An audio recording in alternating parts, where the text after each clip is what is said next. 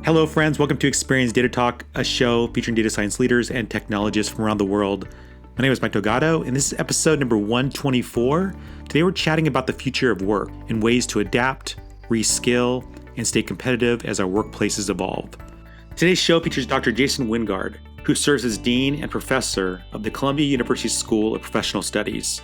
He's also the author of several books focused on the importance of reskilling and relearning. His forthcoming book is called The Future of Work, Optimizing the Talent Pipeline, which is due out later this year. We're also joined by Eric Howler, who serves as Executive Vice President and Global Head of Experian Datalabs. And this is definitely one of those shows where I felt more like a listener than a host because Jason and Eric were just sharing their insights back and forth, and I had a blast just listening to them talk about their perspectives on how work is changing and what we can do to stay competitive. Here's their conversation. Jason and Eric, thank you for being part of Data Talk. Thanks, Mike. Glad to be on the show. Jason, I want to ask you about how you're doing during COVID-19. How am I doing? Well, we are based in New York City, Columbia University, the School of Professional Studies, where I'm dean and professor. And so our city has been hit harder than probably any other city in the world. Our students were right in the middle of their spring semester, so they were hit hard. We're not able to finish the semester live, as you know.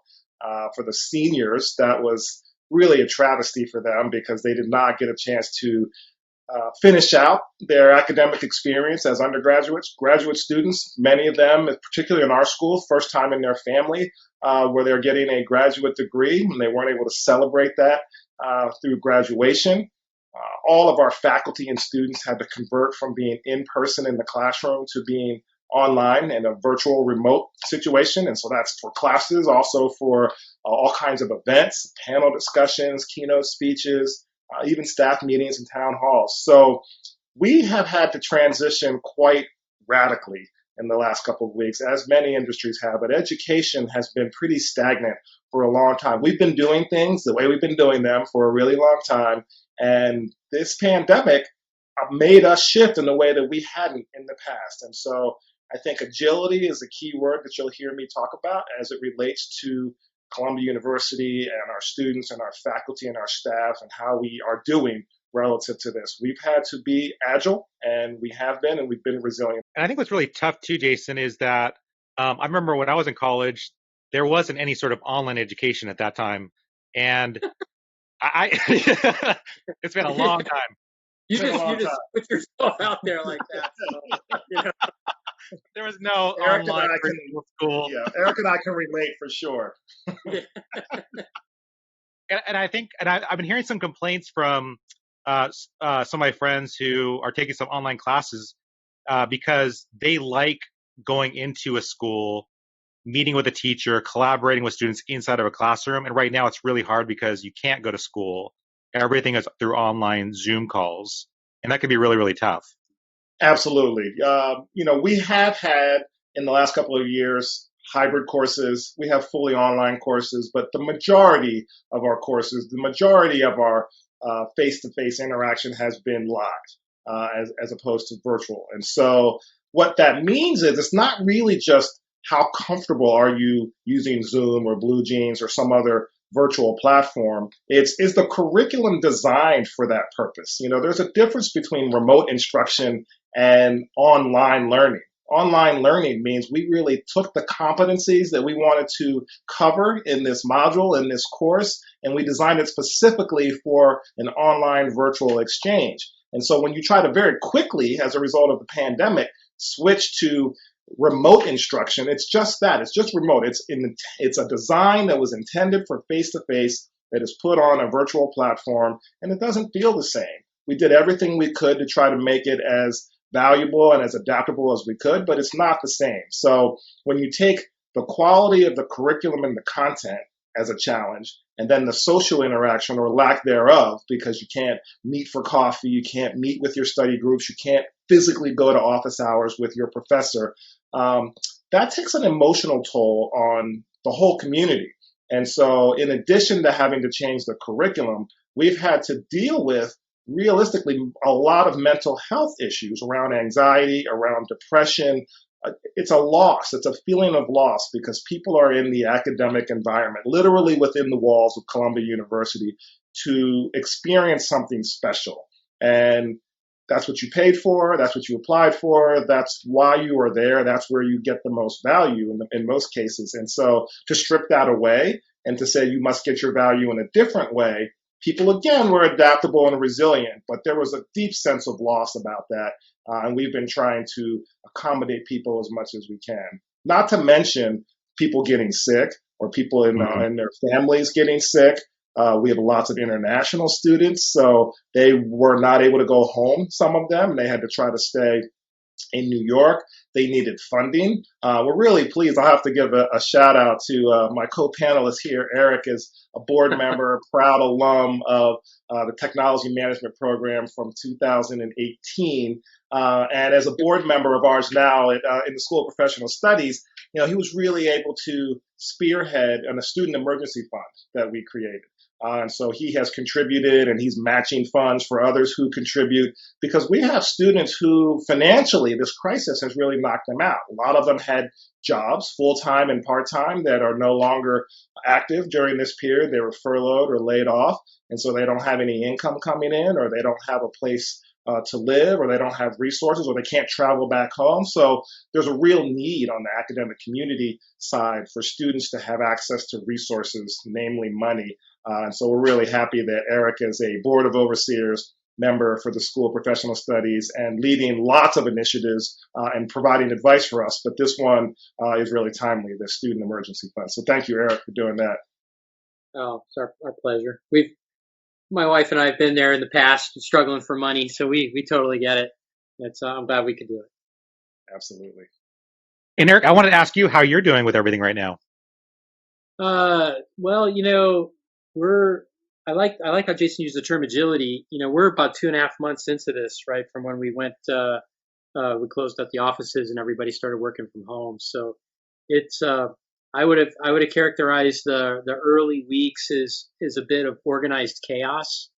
We were really scrambling, not just with, how to adapt to working from home and not being in an office with our colleagues, meeting on whiteboards. We have a lot of scientists on our team and we do a lot of whiteboarding. So that ability to communicate and express ideas in that way doesn't necessarily translate very well to working from home. So we got to learn how to communicate differently, figure out what our new priorities were going to be. What we were building in our labs pre-COVID-19. Some of those things we still wanted to build, and some of those things really lost priority. Just we didn't see the impact that would be the same, and obviously there were a lot of things that we could do to help around the world, whether that was with consumers experiencing financial vulnerability or businesses with now increased risk exposure to going out of business, and this whole notion of community risk, which is I would call it a new phenomenon, which is the introduction of disease spread into local economies, and that's it's been a big scramble for us. But now I would say, so that was the first 2 weeks, 4 weeks reacting, getting our act together, pulling together our plans. And now I think we're a bit settled in.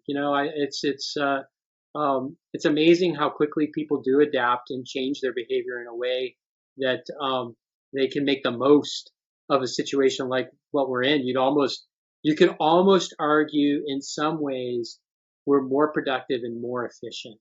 And I actually have found myself being the governor, the kind of like trying to slow things down. I think Governor Voter or something, trying to slow things down because, most people are not used to working from home and having the office in their house. Almost, I don't know if it's anxiety, if it's, feeling of, attachment or what, but people spend more time working now than they did before, even though they're at home. And so, I've been worried or concerned about burnout. And so actually that's the mode that we're in right now. I did a national lab holiday on Friday and told everybody they had to do a 4-day holiday. And that meant no meetings, no emails. I wanted a complete unplug. And because, the 4 days, I thought to myself, it takes 2 days to kind of unplug in any, you go on vacation, sometimes people will say the first week of vacation, you're still trying to unplug. It's not, you don't relax till the second week. So I was like, you need a few days to just kind of get away from it and then try to relax. And, I was pleased on Tuesday. I had an all hands first thing Tuesday morning, and you could see the impact on people's faces that it actually, forced relaxation actually works. So anyway, yeah, I'd say that's where we're at right now. I'd like to ask a follow-up question, Mike, if I could. Eric, I was on NPR last night on All Things Considered talking about the future of work, and overwhelmingly, the questions that were coming in were about what you just talked about, burnout from being at home. Of course, we can be more productive because we're sort of held captive here. We can be on Zoom calls or all day long, having meetings. You can't really say I'm traveling. That's right. You can't really escape. Like, everybody knows you are available. And so people are working hard and it's more productive. So the two questions that came up, one is, because we are so productive, because we are proving that we can do work in this way, will we go back to the old way, or should we just continue doing it? Depends on your industry, I understand, and the function that you carry. But for the most part, will we continue? And then the second question is, how are we going to protect ourselves from getting burned out? Where can you draw the line of balance? I mean, it used to be that you have 9 to 5 where you work, or 8 to 6, whatever.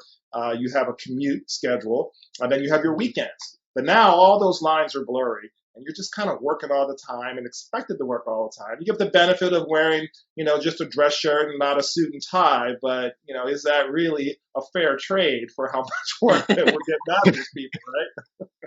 I think a lot of us would probably trade to go back in the office, but these are all really good questions. I think right now, the message that I'm trying to articulate to our labs is this is a time to exercise leadership.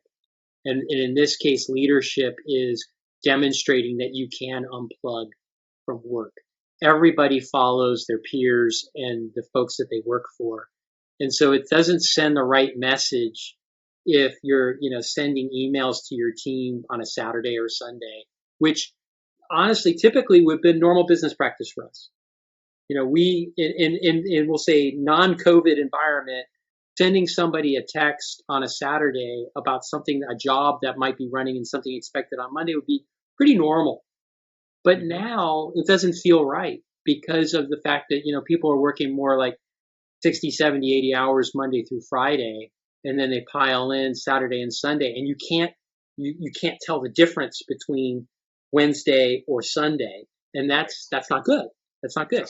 So it's making sure that managers understand the emotional impact that they're having on folks when they do or don't keep their pedal to the metal, they're taking their foot off the gas. And so anyway, that's why I'm looking at it right now. I was just in a meeting the other day, and I said, there are folks like McKinsey or BCG that they have a lot of folks that hotel in offices. You don't necessarily have to work in an office. They do a lot of traveling. They're on, 24/7 usually, because a lot of management consultants have global type responsibilities, and they'll have that. So I want to learn more about how they've been able to manage that kind of stress or that kind of exposure. We'll call it exposure over an extended period of time, because clearly they've done it. Now, you might argue, well, most guys burn out in 3 or 4 years. That's what I was getting ready to say. I was getting ready to say that. They last till about 45 years old, and that's it, right? Yeah. So maybe that's not the right model. Maybe this is time to innovate, right? We have to create some new processes and program, right? It's we're in that right now. I think that is the Zen moment, right? We're in it right now on how to figure out, manage our way through it. Yeah, it's really interesting. If I could follow up to what you're saying, because manager effectiveness is what we focus on a lot research-wise in the field of leadership. How effective you are as a manager requires you to develop a strategy based on the landscape analysis and where you can be productive in the market and win, and then communicate that strategy and then develop a plan. So that business model doesn't work in the COVID environment because everything's unpredictable. We are literally waiting day by day to find out if federal regulations or state regulations are going to allow us to do X, Y, or Z. So are we going to be able to travel? Are our customers going to be able to get us the supply chain product? Whatever it is, we're waiting and not knowing what the future is holding. So we're trying to day by day adapt and adjust and do a little bit of guesswork. And that's why we're working much harder and longer, because we don't know. If we had a very clear plan, managers could be very specific about what everybody's job is, like in the normal days. But now we're scenario planning. This could happen, or this could happen, or this could happen. And so we're going to go down every single path, and we're going to have to actually make sure that we are addressing each option so that whatever happens, we are most competitive and best prepared for that. So I think that the burnout will start to affect companies and organizations if there isn't more closure on what the future holds, in the near term. And then we'll be able to look at, okay, working conditions wise, can we maintain this virtual? And to your point, Eric, we can look at best practices in professional services, what works about how they do it, what doesn't work, what's the new model. Some new model, I believe, is going to evolve out of this. There's going to be a new normal professionalism for many industries that's going to come out. We're going to look back at this period and say, this was the catalyst for that. And I hope that the innovation is good for us. I hope that it means that we actually end up working less and are more productive and are happier and treat our environment better, all the good things, right? It could work out that way for sure. I know that, like, even when we talk about future state, what will that look like post pandemic? We talk about potential hybrid type models, where you do maybe more of your work from home. You don't require as much from a facility perspective. Instead of procuring facilities for max capacity, when everybody's working, how many you can dial that down a bit, and maybe people come in for meetings when you need a whiteboard, Right. so those kinds of things make a lot of sense. Most jobs can be run from anywhere, so you can run from the beach if you want. That's right. And people are, And people are, for sure. One of the things that we're also learning in the research around the future of work is that the majority of the workforce are millennials now. So 50% of the workforce right now are millennials. And 5 years from now, 75% of the workforce will be millennials. And so what that means is that the comfort level with working remotely, with the expectation of having more flexibility in their job, with how you dress, with when and where you work, the geography, the boundaries, the millennials are expecting different things. There's been a lot written and a lot talked about the difference between baby boomers, Generation X, and now these new millennials. And the millennials aren't backing down. And so when you are an organization, an industry that depends on talent, you sort of have to cave into, we got to give the millennials what they want, because they're the bulk of, if they're going to be 75% of our workforce, what is it that they want? And they want what we're doing right now in the COVID pandemic era, which is more flexibility, more casual opportunities to engage, the utility with technology and chatting and, and whatever is to be created, they're comfortable with. And so we're going to see a lot more evolution going towards what they want. And I think this pandemic was just an immense catalyst for being able to give them those opportunities. One of the things that working from home, though, I think it's easy to undervalue, and I think this is something I was thinking to myself: how do millennials progress in their careers, and overall, how do we progress in our careers? And the developing of relationships and networking and all of that actually is a pretty significant piece to it. And so part of me, gets concerned that right now we're trading a bit on social capital that we've been developing over the last few years in a face-to-face work environment. The more you go remote, that social capital I believe I could argue has a shelf life and is degrading over time. And so at some point you lose a lot of what you've built up. So if you come into something fresh, so as the workforce expands, and we'll say a predominance of work is done remotely or not in a non-aggregated, centrally aggregated way, that creating social capital becomes a new challenge, because you're starting with zero, you're trying to gen it up, and versus being in an office where you can have lunch together, or maybe you travel together, or maybe you're in meetings face to face together, and it's the kind of like you're saying with school, it's the maybe 5 minutes before class time and the 30 minutes after class time, which you wind up building that social capital with other students, or maybe your professor. And so that I don't think that can be overestimated. I mean, I actually think there's a lot of value there that we don't get in a remote. So as it progresses, that could wind up becoming one of the biggest challenges. It's good to hear you say that, Eric, because I agree with you, and that's how I feel personally. But I get a lot of pushback from our students calling me the old man, saying you just don't get it. Social capital, building a social community, needing to be in person on the whiteboard. I love you saying that, because that's what I do. I want to be on the whiteboard with the team, kind of hashing it out. I want to be physically in the lunchroom or literally around the water cooler. That's how I engage with people. That's how I get the nuances of relationships and information. That's how I build community. That's how I was taught to do it. But the younger generation is much more comfortable building community, building social experiences virtually. These online happy hours, these virtual pet parades, these, all the things that are happening online, they're very comfortable doing that. And so, whereas I agree with you, the social capital for me, not being able to see you and engage with you, is starting to deplete. But for them, they're actually seeing it the opposite. They're building more, they have more access to you. They're engaging with you in new and different ways, the ways that they want.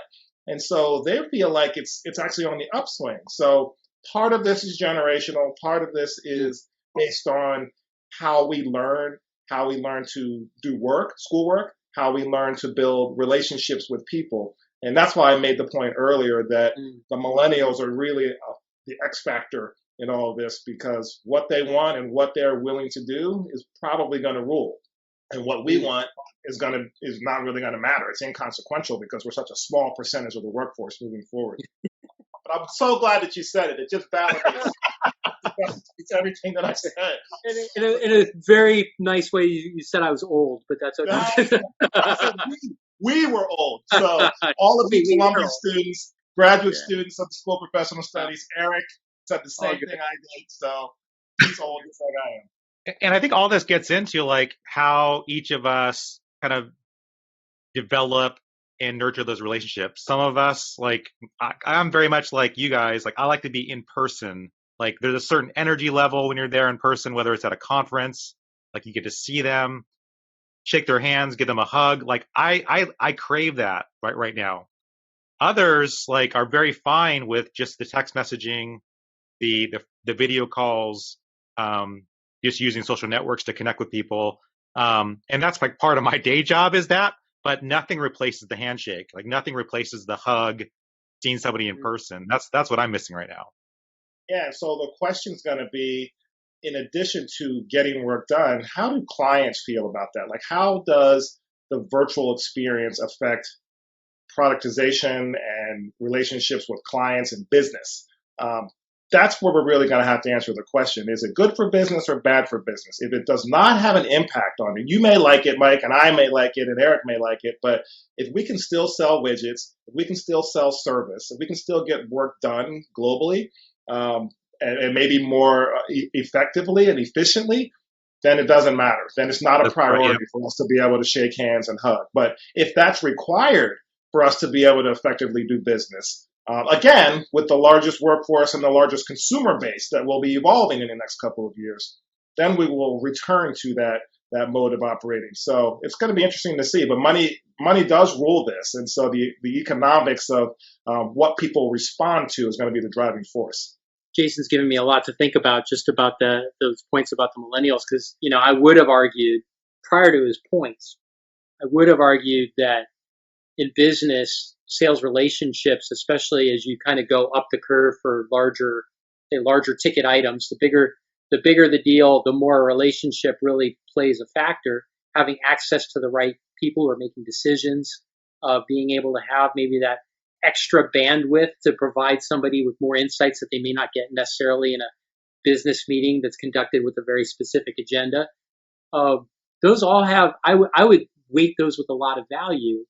And I would argue right now, companies that have existing relationships and access have an advantage, because it's much more challenging to create a new relationship, getting the access, investing the time, building trust and credibility, all those things.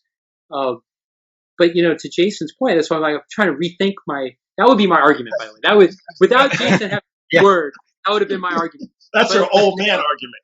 Now tell me about your new man argument. That's right. The old man argument, I feel very comfortable with. But the new man argument may be that, that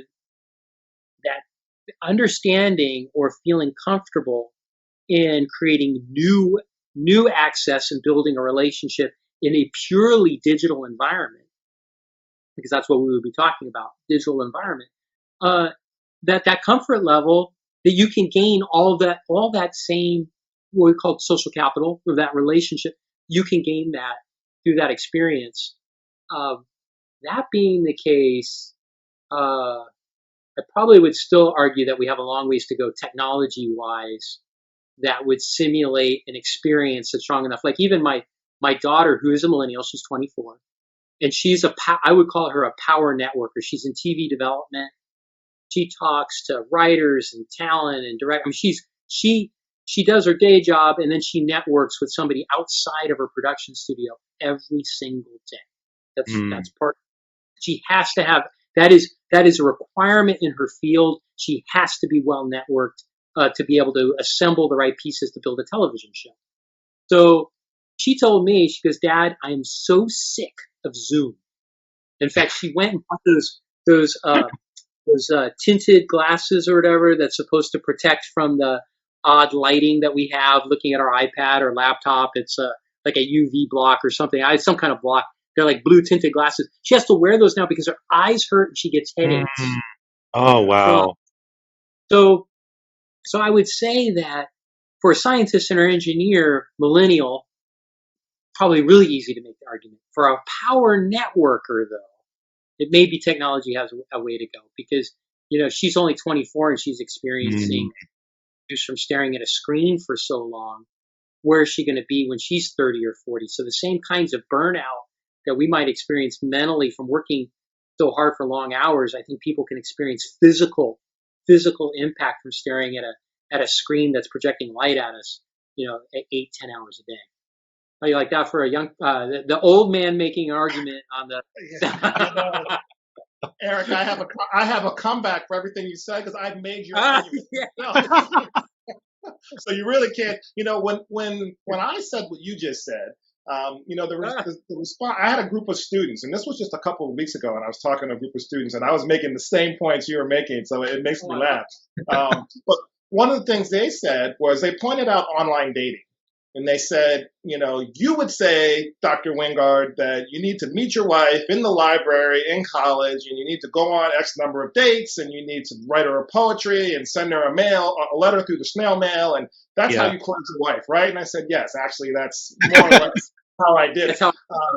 And they said that's not as efficient as what they like to do. Some of them, some of them are doing that too, but some of them are meeting people online, and they have the profiles, and they kind of get aggregated to the people that they're most likely to have a good relationship with, and they share all the information, and they get to a point where the bulk of the basis of the relationship has been done through digital means. And then yes, you obviously at a certain point have to come together and and have a physical interaction. But the same could be said in their argument for those high network business relationships. You can do a lot of the upfront work in this virtual casual setting where you really get to the core of understanding the other person's point of view, the other person's wants, needs, expectations. And then when you do finally meet in person, all that stuff is out of the way. And then you can do the icing on the cake relationship building to kind of put it over. And you can get to that place much faster than when you're doing the buttoned up formal interactions, wine and dine and cheesing, and you only get little bits of information at a time. So that was their response to me. I get it. I understand it. Mm-hmm. I still feel the same way you do, but Mm-hmm.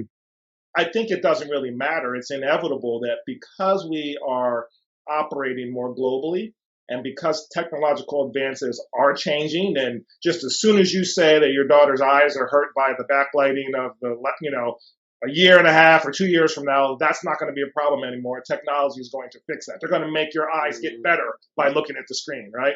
Yeah, right. So as those things start to happen, we can't help but have virtual relationships. I teach a course on leadership development, and we talk about how things are changing so rapidly. The world is changing so rapidly. So there's a case study that says, I'm an entrepreneur and I'm outside of Indianapolis in Indiana, rural Indiana, and I'm a glass manufacturer and I make windows, and my customers are all in the greater Indianapolis region. And I don't have any competition because I purposefully settled there because I scanned the market. I saw there was this opportunity. There was a gap analysis here that I did, and I saw that this was where I could sell product and not have any competition and get all my suppliers in line. Now, people in this same region can buy their windows from Scandinavia or from Abu Dhabi or from China. It's just easier to open up the global market. So why do I live in Indianapolis anymore if I can't manage that region and really own that market? So as things like that happen, as technology and globalization allow us to break down barriers and walls and do business all over the world, we're going to have to use and employ virtual means because our customers and our clients are all over the world and our partners.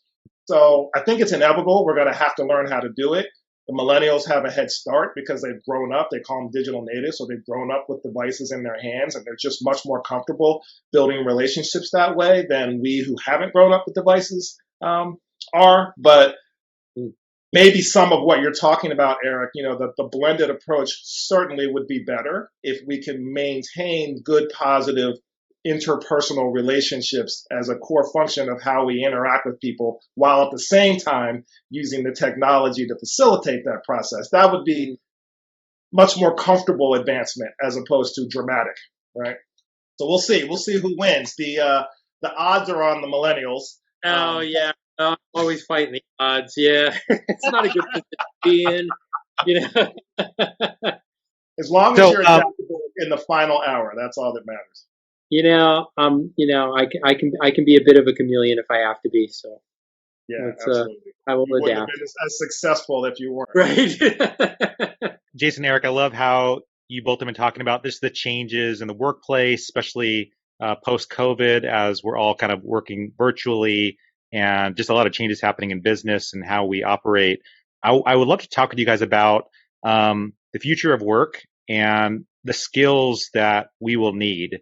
Because as the workplace is changing, we need to be adapting. And I would love to hear from you both about things that you see that are going to be really important for us to be productive in the future, especially in light of AI and automation happening. And all of us are trying to reskill and figure out, okay, what do I need to do to stay competitive and still make an impact in business? As we talked about earlier, Mike, so I'm the Dean of the School of Professional Studies at Columbia University. We have 16 master's degrees. All of the master's degrees focus on applied learning across leadership, management, communication. We have some highly technical and analytical degrees, one of which Eric graduated from, technology management. We also have applied analytics, actuarial science, enterprise risk management. All of these focus on and touch in the areas of analytics, data science, artificial intelligence, Internet of Things, because that's the hot areas for growth across many sectors and many companies. Having said that, one of the things that we are finding is that there are lots of technical skills that are being developed in these programs that are good for industry at places like Experian. But what companies are telling me that they're missing now are the soft skills. So as we look at the future of work, two themes come up to me that answer your question. One is, even if you do have these technical skills from Columbia, you're going to have to constantly reskill and upskill to make sure that you are keeping pace with all of the changes that are happening in the marketplace. It used to be that you could get educated and then you could carry that education throughout most of your career. You could stay 25 years at Kodak, and what you learned in college or maybe even high school would last you throughout your tenure. Now the cycle is changing so quickly that whatever you learn in Columbia, you're going to have to go back and retool and refresh. You may even have to pivot to a completely other functional area. And so the first part of my answer is, whose responsibility is it to have to do that retooling? Is it Experian's responsibility to train their workforce to stay constantly retooled and adaptable, or is it the employee's responsibility? And my research is showing that it's the employee's responsibility. So either you as a full-time employee make sure that you stay refreshed and retooled, and you can go back to Columbia or some other source to do that, and Experian certainly can have resources around training, or you will be replaced by somebody else who does have those skills, or Experian or their company will go out into the gig economy and get contractors who have that experience. So that's something that we have to think about. The other is the soft skills. So in addition to having all these technological skills and technical and applied analytical skills, who has the soft skills to be able to work with the technology? Collaboration, communication, sophisticated, work around managing people, diversity of talent, diversity of product, all the nuances that are needed, part of which Eric was just talking about, that personal interaction is still going to be relevant at some level. And we need managers who can manage at that level. And so as we go further and further up the ladder on technical skills, we are beginning to lose the soft skill capability that is needed to combine with artificial intelligence and machine learning and Internet of Things to be able to make for successful products and services. So we at Columbia are thinking about, how can we continue to maintain positive curriculum and knowledge and information that the market is looking for? How can we give those students an opportunity to come back for lifelong learning throughout their careers as they need to retool? And then also, how can we give them the soft skills in terms of management, communication, collaborating with people, managing for complexity and change? All those soft skills are very much necessary too. And that's not what universities are leading with. They're leading with the technical skills because that's what people want to buy. But then we're finding in the field they need to go back and get the soft skills to be successful and move up the executive ranks. To be like Eric.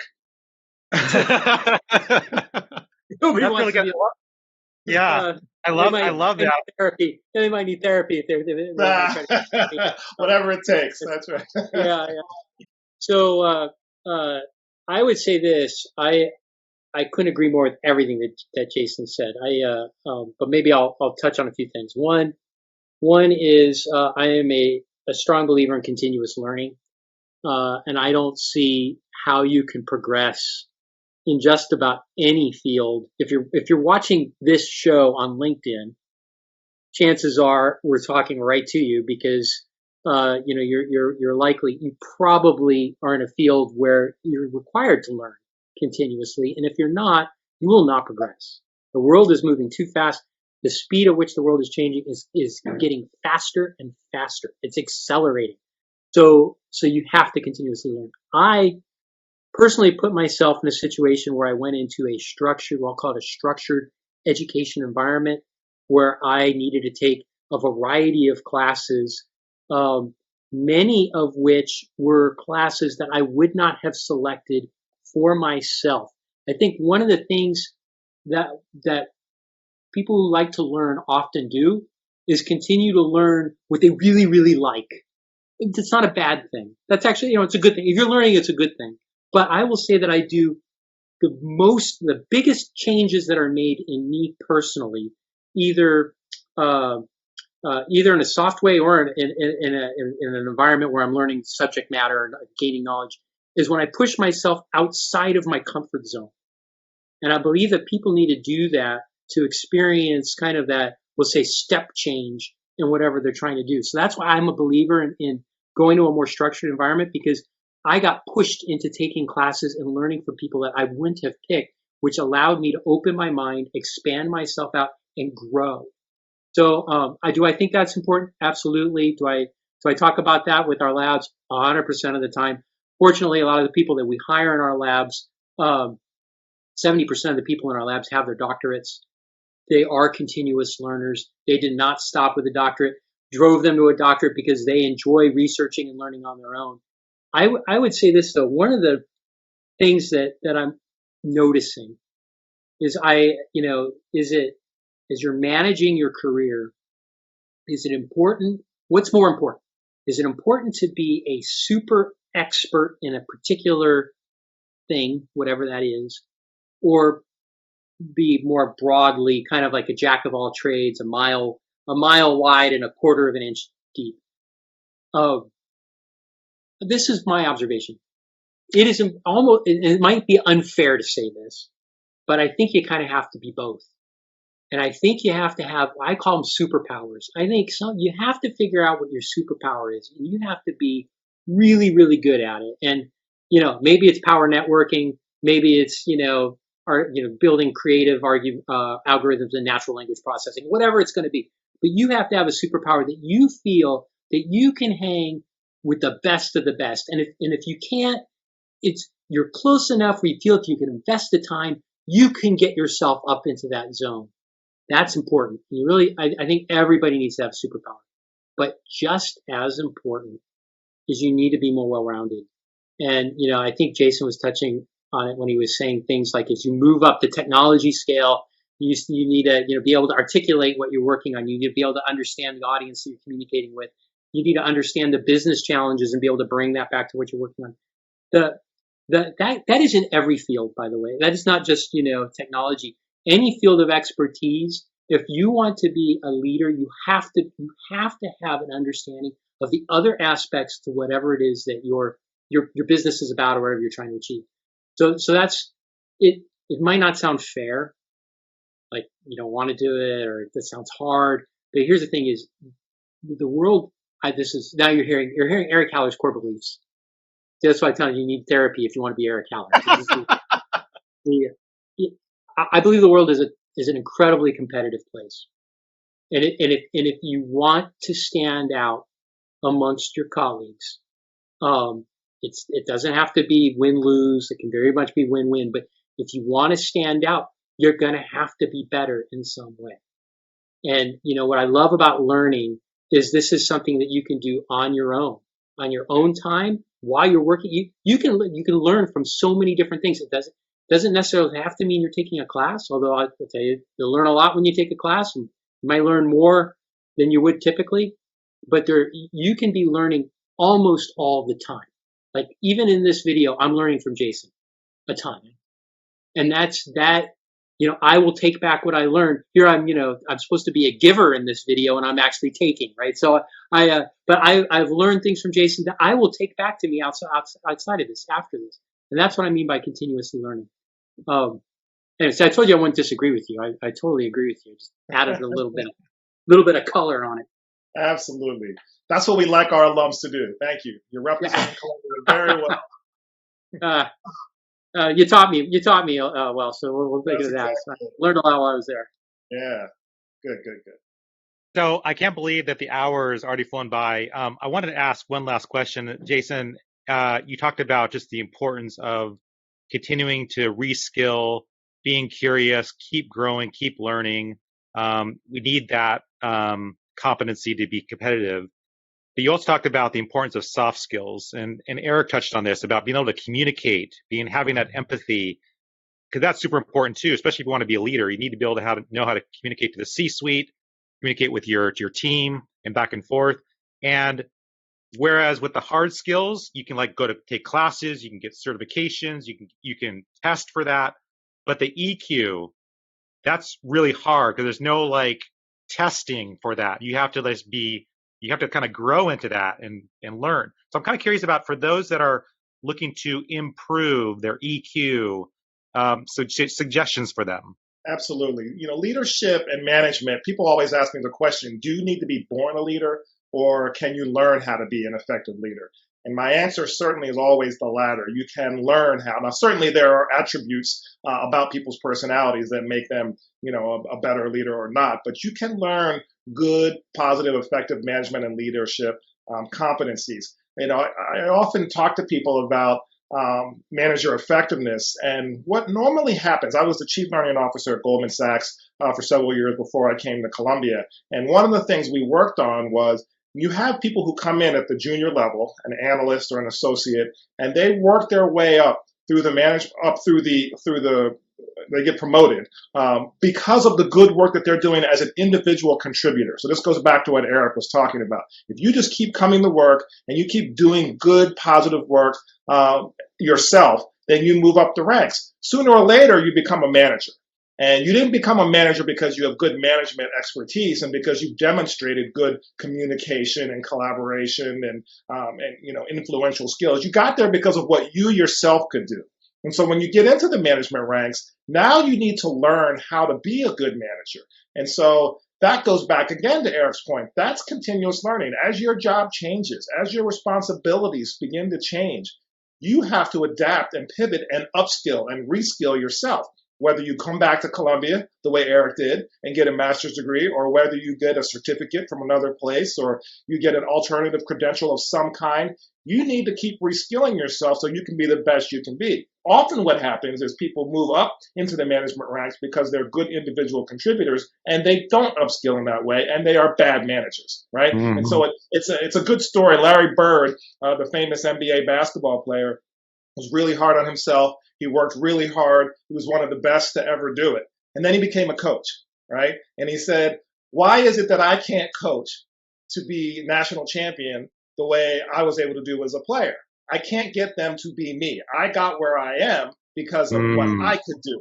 But there's a whole different set of skills to communicate our strategy, to get the players to prepare for that strategy, to execute on it in the way that I would have, to be able to make sound decisions in real time on the field and the battleground.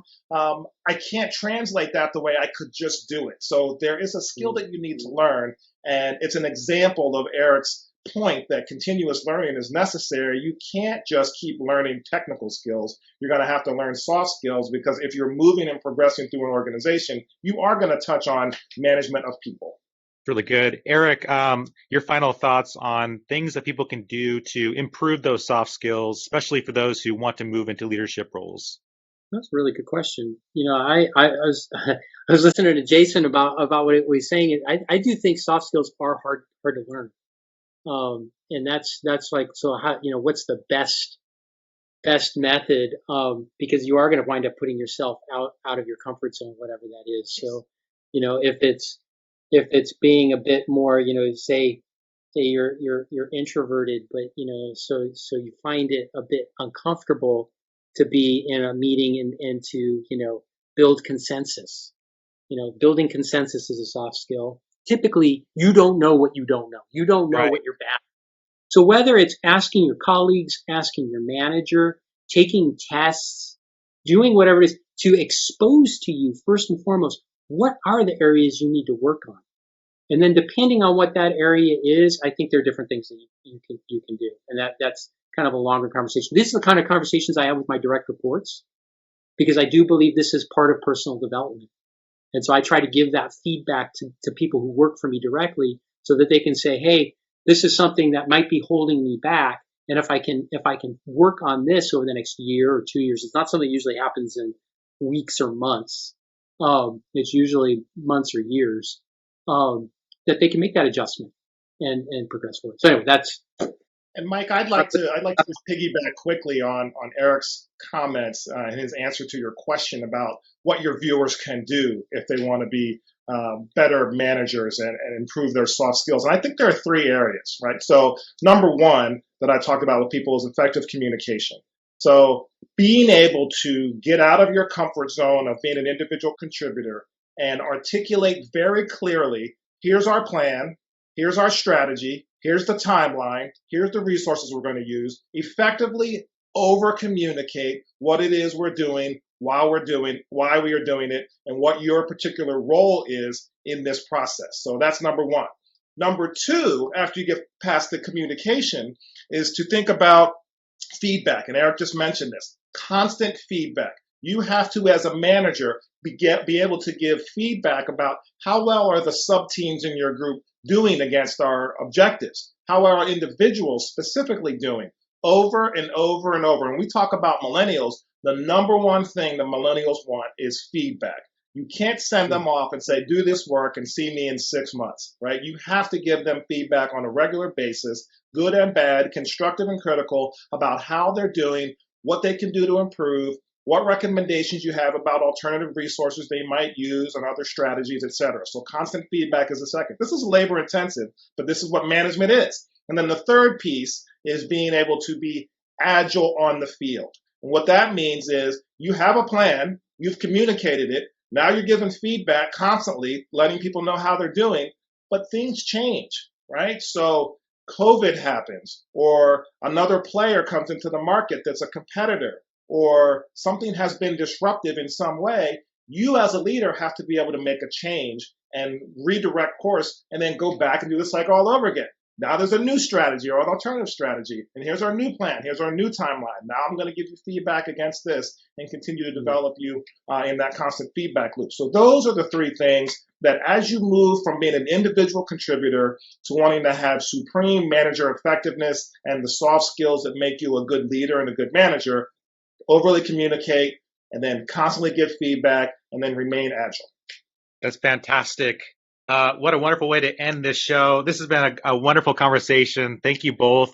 Before we go, Jason, can you share a little bit about your books and how people can stay in touch with you? Absolutely. So I have 2 books that are currently on Amazon. So Learning to Succeed and Learn for Life. They are both about leadership, manager effectiveness, continuous learning that we talked about on this show. I have a new book that's coming out this year by Stanford University Press called The Future of Work. And so that'll be really exciting. Look for that coming out really soon. We're doing a lot of research at Columbia on the future of work. So that's why I'm writing the book. I'm doing a lot of speaking across lots of different platforms and channels. So look for us on social media. You can follow me on LinkedIn or on Twitter or Instagram, everything. So look for us there. And I want to give another round of thank you to Eric for, again, being a distinguished alum of the School of Professional Studies at Columbia University. We're very proud of him for finishing the technology management degree. What he represented to the cohort while he was at Columbia was significant. What he means to our school community, SPS and Columbia University at large, has been even greater now that he's back in the field using what he learned in the program back in the field, and then doing programs like this to invite me in to share his insights and learnings and to prove to all the people who are under him and all his peers that he's still learning. And that's the antithesis of what we want our students, our faculty, our whole school community to be able to do. And then service-wise, being, as I said earlier, a member of our board of overseers, that's a heavy lift that requires a lot of give and take, and he continues to contribute to our school community in a way that we're really proud. So, Eric, once again, thank you very much for your service to Columbia. Thanks. That was just wonderful to hear. You get me all choked up. I believe me. All the benefit is to me. It's been a great experience, and I was super excited the day I got into Columbia, and I'm just trying to make the most out of it every day. That day and every day forward. So. And Eric, also before we go, how can people stay in touch with you and also learn about jobs and roles at Experian? Well, Experian posts all of our roles all around the globe on Experian.com. So you can always go to Experian.com and see what the roles we're trying to fill. Me personally, I'm an avid poster on LinkedIn. So if you follow me on LinkedIn, anything that's going on in our labs that's worth talking about typically gets posted out there. Awesome. Jason, Eric, thank you so much. Mike, it's been a pleasure. Thank you. And thank you again, Eric. Thanks. Good to see you, Jason. Thanks, Mike. Thank you so much for listening to this episode of Data Talk. We share out new episodes every single week, and you can find the full catalog of previous episodes as well as YouTube videos by going to the Experian News blog.